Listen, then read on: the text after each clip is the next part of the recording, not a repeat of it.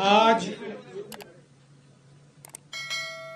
जो नागपुर में दंगाइयों ने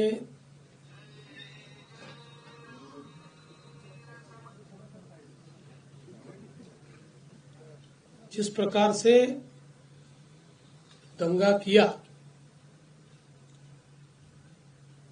उसके बारे में एक वरिष्ठ स्तर की बैठक मैंने की है। हमारे सहयोगी मंत्री बावनकुळे जी भी उसमें उपस्थित थे। किस प्रकार की घटनाएं हुई, उन घटनाओं में अगर कोई लैप्सेस थे तो वो क्या थे, उन घटनाओं को किस प्रकार से रिस्पॉन्ड किया गया और घटनाओं के बाद अभी तक क्या कार्रवाई की गई, इसकी पूरी जानकारी मैंने प्राप्त की है। मेरे अपने कुछ ऑब्जर्वेशंस उस संदर्भ में थे, वो भी मैंने पुलिस आयुक्त और जो वरिष्ठ अधिकारी थे उन सबके सामने रखे हैं। मूल रूप से ये घटना जिस दिन घटी उस दिन सुबह औरंगजेब की एक प्रतीकात्मक कब्र जलाई गई और उसको जलाने के बाद कुछ लोगों ने उसके बारे में कंप्लेंट भी की। पुलिस ने नियम के अनुसार उस कंप्लेंट को एंटरटेन भी किया, लेकिन बाद में कुछ लोगों ने सोशल मीडिया का उपयोग करते हुए पॉडकास्ट और पोस्ट के माध्यम से ये औरंगजेब की प्रतीकात्मक कब्र नहीं जलाई गई तो इस पर दरगाह की चादर लगाई थी और उसमें कुरान की आयतें लिखी हुई थी, उसको जलाया गया। इस प्रकार का एक झूठा प्रचार किया और लोगों की भावनाओं को भड़काने का काम किया। शाम के समय नागपुर के कुछ इलाकों में लोग जमा हुए और दंगाइयों ने पत्थरबाजी की, गाड़ियों को तोड़ा, दुकानों पर हमला किया और बड़े पैमाने पर नुकसान करने का काम किया। पुलिस ने भी अच्छी कार्रवाई की। 4, साढ़े 4, 5 घंटे में पुलिस ने इस पर पूरा काबू लाया। उसके लिए आंसू गैस के गोले छोड़ने की बात हो या अलग अलग प्रकार से जो कार्रवाई करनी पड़ती है वो सारी कार्रवाई पुलिस ने की, जिसके कारण इसको काबू में लाया गया। इसमें बड़े पैमाने पर पुलिस घायल हुई। पुलिस के हमारे डीसीपी लेवल के 3 लोग और कुल मिलाकर 33 पुलिस के लोग और कुछ सिविलियंस और सारे कुल मिलाकर 40 लोग इस प्रकार से इसमें घायल हुए। उसके बाद पुलिस ने इन इलाकों में कर्फ्यू भी लगाया। अभी उस दिन के बाद इन इलाकों में कोई घटना नहीं घटी है, शांति है। लेकिन जो सीसीटीवी फुटेजेस हमारे पास उपलब्ध थे, अलग अलग लोगों ने वीडियोस दिए थे, उन वीडियोस को भी एनालाइज किया गया। पत्रकारों ने भी पुलिस के पास कुछ वीडियोस दिए, उसको भी एनालाइज करने के बाद जो दंगाई है उनकी पहचान कर ली गई है।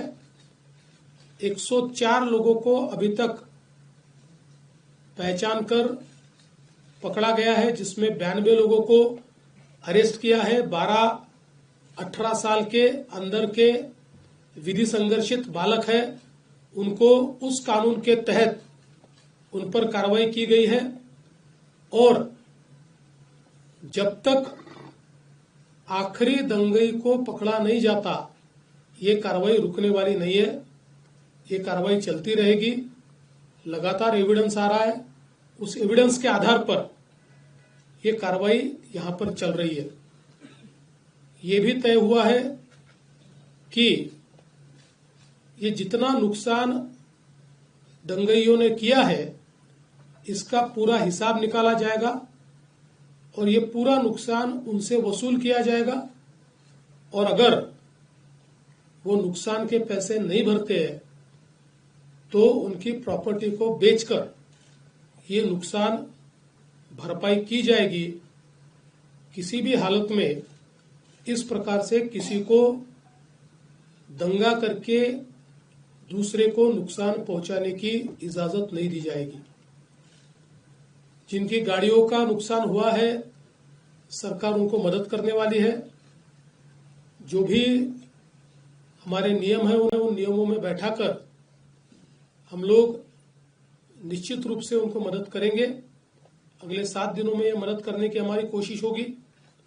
और साथ साथ जिन लोगों ने सोशल मीडिया का उपयोग करते हुए इस प्रकार के पोस्ट किए जिसके कारण दंगे भड़के या दंगे भड़कने में या लोगों को भड़काने में जिनकी पोस्ट ने काम किया है, ऐसे लोगों को भी हम लोग सह आरोपी बनाएंगे, को एक्यूज बनाएंगे और उनको भी दंगे का आरोपी माना जाएगा। करीब 68 पोस्ट ये अभी तक आइडेंटिफाई करके उसको डिलीट किया गया है। कुछ आइडेंटिफिकेशन अभी भी जारी है। वो आइडेंटिफिकेशन होने के बाद उस पर भी कार्रवाई की जाएगी। नागपुर की एक अपनी संस्कृति है। 1992 के बाद नागपुर में कभी भी इस प्रकार के दंगे नहीं हुए।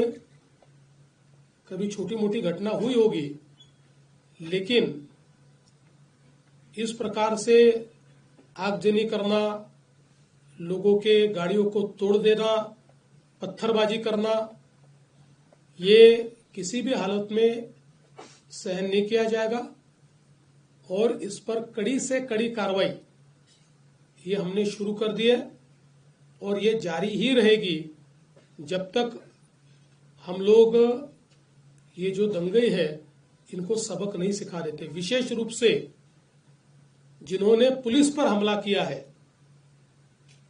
उनको तो निश्चित रूप से अपनी करतूत का भुगतान करना ही पड़ेगा।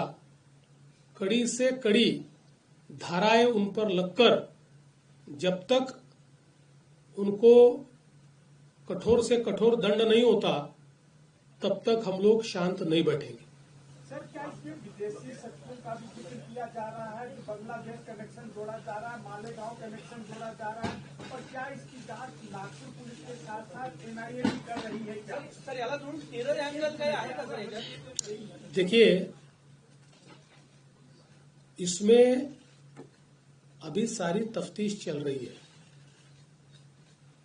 अब जो लोग अलग अलग प्रकार के पोस्ट करते हैं उनमें से कुछ लोगों के पोस्ट में कुछ ऐसी चीजें भी दिखाई पड़ी है कि जो बांग्लादेशी लगती है, पर आज इसमें बांग्लादेशी एंगल है या विदेशी हाथ है ऐसा कहना इस समय उचित नहीं होगा जब तक उसकी पूरी जांच नहीं हो जाती। इसलिए मुझे लगता है कि अभी जहां तक मालेगांव का सवाल है तो वो तो दिख ही रहा है, क्योंकि जो पार्टियां मालेगांव की इनको मदद कर रही है, इन्होंने वहां पर जो ऑफिस खोला है, जो आरोपी है, तो वो कनेक्शन तो बिल्कुल दिखाई पड़ रहा है।